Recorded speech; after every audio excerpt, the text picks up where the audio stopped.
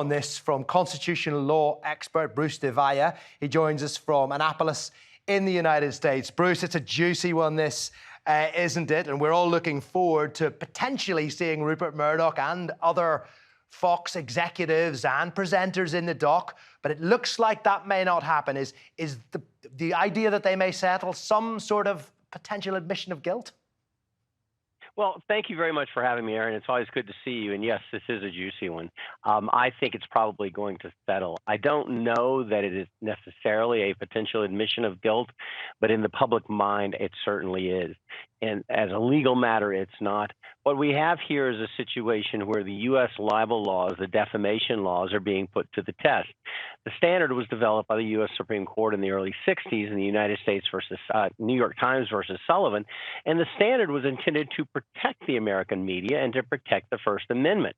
And what it says essentially is that in order to sue a media outlet in the United States for defamation, you have to prove they acted with actual malice.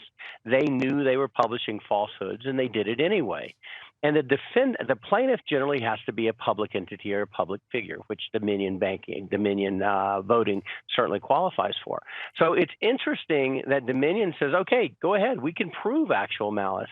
And Fox is saying, no, the First Amendment, the First Amendment. I don't think Fox has much to fight with here. Certainly they understand New York Times versus Sullivan, but they don't have a whole lot to fight with. They've been caught with their pants down, if you will. There's a lot of emails, there's a lot of documents coming from within Fox saying, look, this is nonsense, but we're going to put it on the air anyway.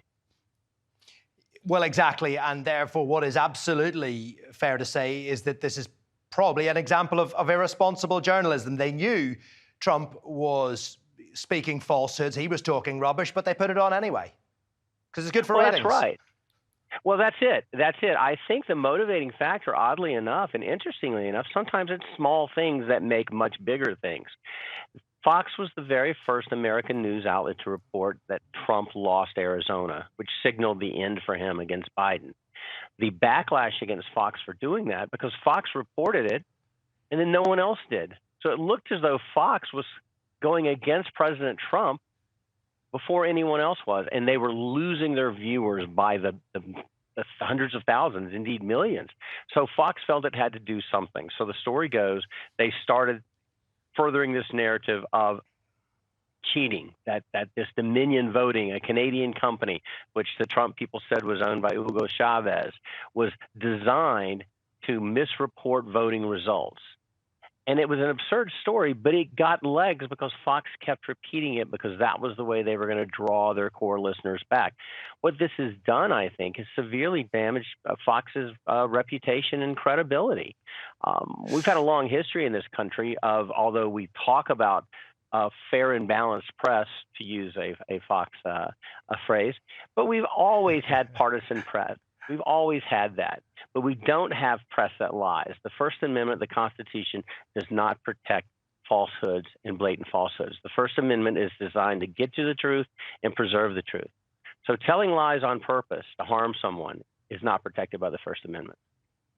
Right, that's Fox's reputation covered. What about Rupert Murdoch's then? Because he, in the past, has been proven to be very good at settling quickly and effectively. He paid out, over $1 billion for the phone hacking scandal, but he felt that that was necessary to move on. How do you think his reputation has been affected, and how will this affect his desire to try to tie together his various TV and newspaper networks? Well, that's hard to say. Certainly Rupert Murdoch has settled with scandals of very attractive women that work at his networks. I think Rupert Murdoch sort of has a little bit of a Teflon nature to him. He's seen as a rascal. He's seen as someone that will do anything to make a buck, and he's sort of avuncular, and people like him. I think his very Britishness and the idea of the British scandalous press follows him. I think the one that's going to suffer, though, is his son, Lachlan, his chosen successor. He doesn't have the same personality.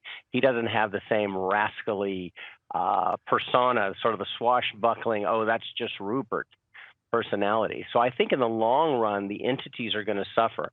Rupert Murdoch himself, I'm not sure he will suffer. It's sort of what we've come to expect in some regard.